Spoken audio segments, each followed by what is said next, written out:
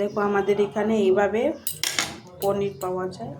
নিচে পনিরটা খেতে অনেক টেস্টি হয়। এই পনিরটা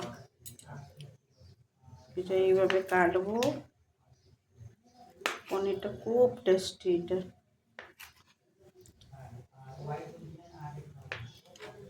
নিচে 100 টাকা করে এগুলো পাওয়া যায়।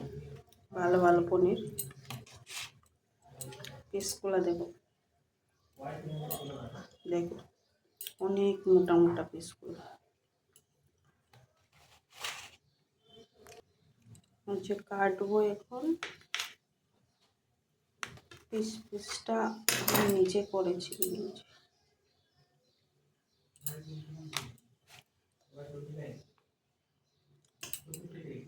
পিসটা আমি নিজেই করব।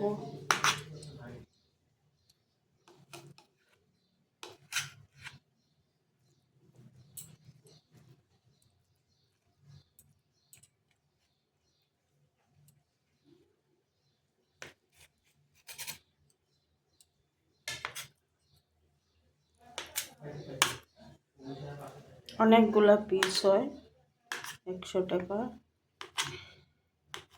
নিচে